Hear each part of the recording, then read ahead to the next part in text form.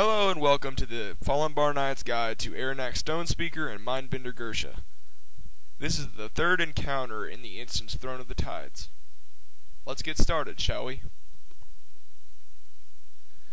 Now, Mindbender Ghur'Sha and Erunak Stonespeaker is a three-phase fight which can be dealt with very easily with a low amount of magical damage. I'll explain that in a minute. But, at the moment, this is his first phase. It's his Shaman phase. Now, he will target a random player and cast Lava Bolt. This needs to be interrupted by the tank or a DPS because it deals about 70,000 damage. Another ability that he uses is called Lava Wave. He will blast it at the tank and it will deal a small amount of damage, but will put a dot on the target. This is the reason why Erunak Stonespeaker needs to be faced away from the group. He also casts Earth Shards, which will send a wave of earth at the target and then erupt below them. This is simply avoided by stepping out of the wave. When he enters his second phase, his head will pop off and will then need to be taunted. In this fight, I was not quick enough on the taunt. He resets aggro and he did kill our group member, the Shaman. So, basically, tank, as soon as this happens, you definitely need to pick up the head. I will start explaining the head's abilities in a second. Now, as you can see, his head has just popped off, and I have failed to grab it, and he killed the Shaman.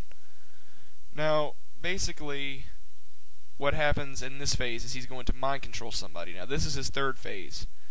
When he mind controls them, you need to beat on the person who is mind controlled until the head pops off. Don't wait because it will take forever for the head to come off.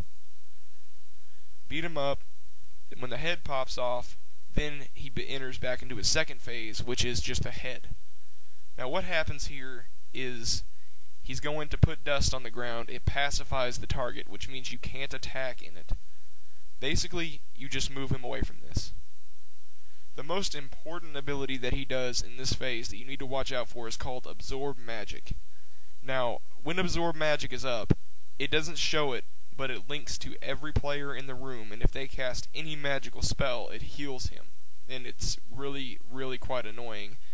The healer in here did not know that healing will be absorbed too, but thank God he was a decent healer.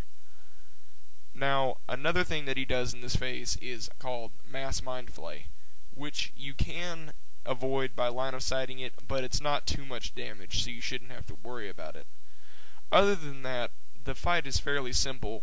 The only thing you really need to worry about is Absorb Magic. But if you take too long to DPS him down from this phase, he will then again mind control somebody and you'll need to pop them off. Don't think about running back in this fight like the Shaman did, because you cannot get back. Once you start this encounter, the door does close.